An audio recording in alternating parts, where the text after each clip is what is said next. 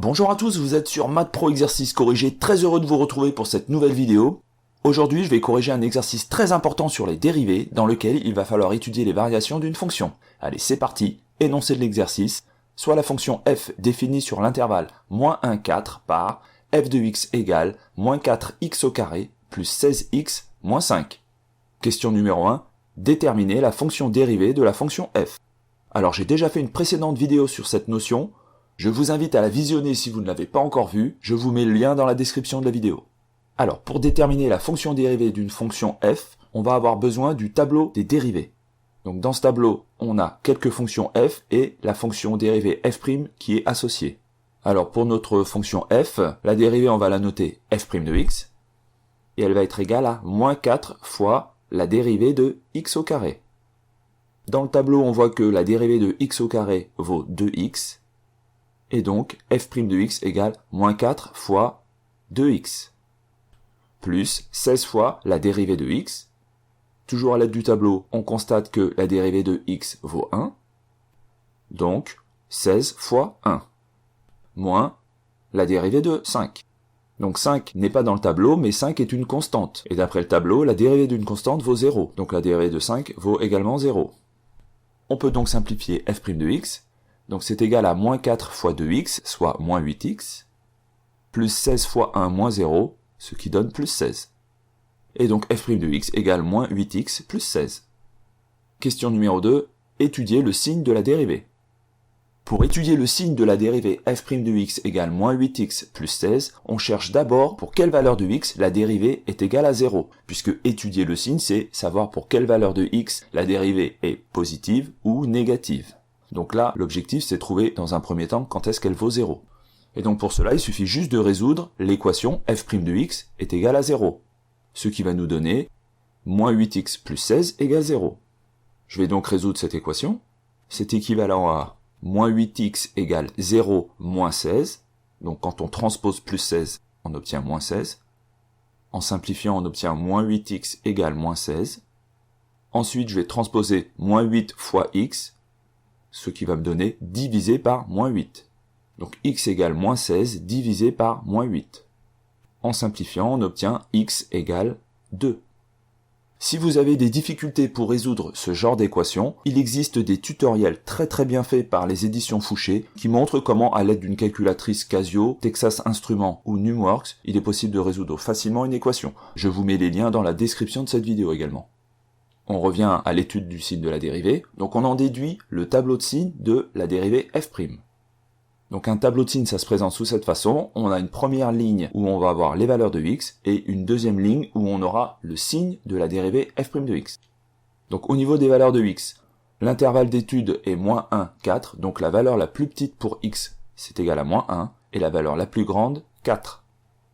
On vient de voir également que f' de x est égal à 0 si x égale 2.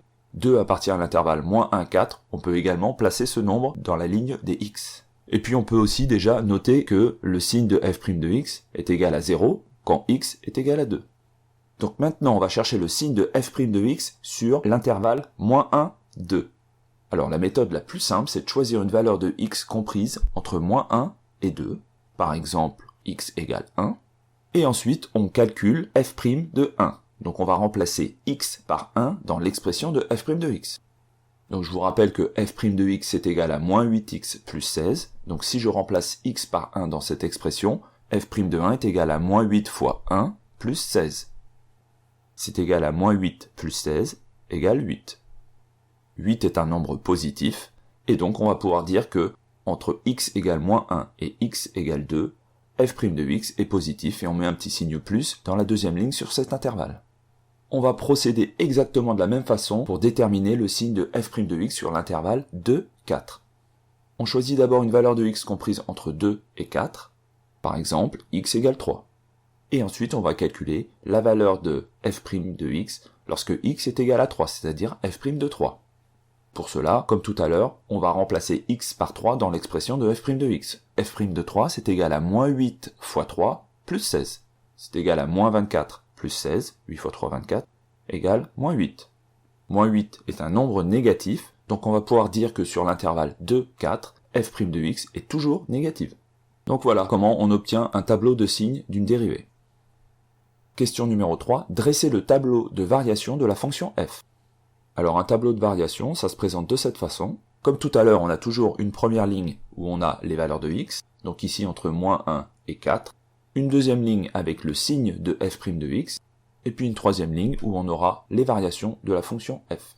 Alors une propriété très importante des fonctions dérivées, si f' de x est plus grand que 0, donc positif, alors f est croissante. On voit que sur l'intervalle moins 1, 2, f' de x est positive. Donc on peut dire que f est croissante, et je mets une flèche qui monte sur cet intervalle. Deuxième propriété, si f' de x est négative, plus petite que 0, alors f est décroissante. C'est le cas sur l'intervalle 2, 4, donc on dessine une flèche qui descend sur cet intervalle pour la fonction f. Ensuite, on va chercher à connaître les valeurs de f pour le début et l'arrivée de chacune des deux flèches. Donc on va calculer f pour x égale moins 1, on note ça f de moins 1. Je remplace x par moins 1 dans l'expression de f, pas l'expression de f' comme tout à l'heure, cette fois-ci c'est l'expression de f. Donc f de moins 1 c'est égal à moins 4 fois moins 1 au carré, plus 16 fois moins 1, moins 5. Je tape tout ça à la calculatrice et j'obtiens moins 25. Donc je peux placer moins 25 au début de ma première flèche. De la même façon, je vais calculer la valeur de f en x égale 2. Je remplace x par 2 dans l'expression de f. f de 2 égale moins 4 fois 2 au carré, plus 16 fois 2, moins 5. Et j'obtiens à la calculatrice 11. Et donc je vais placer 11 au bout de ma première flèche. Il me reste à calculer la valeur de la fonction f en x égale 4, c'est-à-dire f de 4.